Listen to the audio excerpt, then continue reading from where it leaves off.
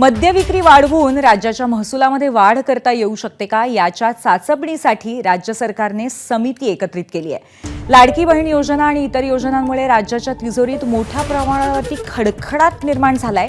यासाठी महसुलात वाढ करण्यासाठी राज्य सरकारचे वेगवेगळे प्रयत्न सुरू आहेत आणि या प्रयत्नांमध्ये आता मद्य विक्री वाढवून राज्याच्या महसुलात वाढ करता येऊ शकते का याची चाचपणी सुरू असेल। आपले प्रतिनिधी राजू सोनावणे आपल्याला या संदर्भात अधिक माहिती देतील।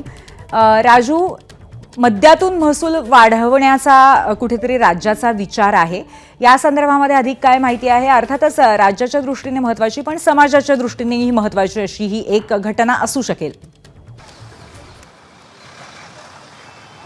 अगदी पाहतो आपण राज्यामध्ये अनेक योजना ज्या आहेत ते सरकारने जाहीर केलेल्या आहेत। त्यामध्ये लाडकी बहीण योजना असेल किंवा अनेक विकास कामं सुरू आहेत, त्यामुळे राज्याच्या तिजोरीमध्ये खडखडाट सुरू होताना आपल्याला पाहायला मिळतोय आणि त्यामुळे कुठेतरी महसुलामध्ये वाढ करण्यासाठी जे आहे तो प्रयत्न जो आहे तो राज्य सरकारकडून केला जातोय। आणि आता आपण पाहतोय की मधून जे आहे ते उत्पादन शुल्क महसूल कसा वाढवायचा यासाठी राज्य सरकारने एक समिती गठीत केलेली आहे।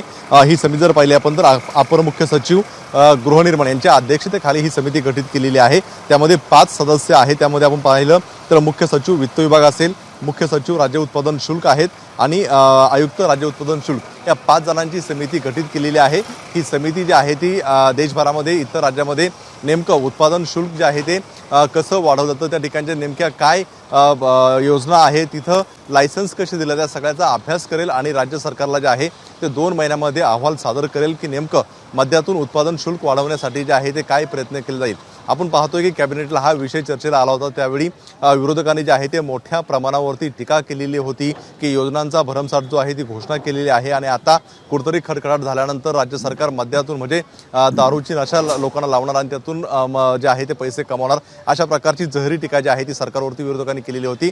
आता ही समिती नेमकं काय काय सरकारला सुचवते आहेत, नवीन लायसन देण्यासंदर्भात असेल किंवा अगदी आपण पाहतोय का महाविकास आघाडीच्या काळात सुद्धा आपण वाईनचा एक निर्णय आलेला होता, त्यावरती सुद्धा तत्कालीन हे सरकार विरोधामध्ये होते, त्यांनी टीका केलेली होती। त्यामुळे त्या निर्णयाला काही हात घालतायत का? खरंय राजू, त्यामुळे आता अशा पद्धतीचे कुठले निर्णय होत आहेत मद्य विक्री दारू संदर्भात याकडे लक्ष असेल आपलं। धन्यवाद आपण दिलेल्या माहितीबद्दल।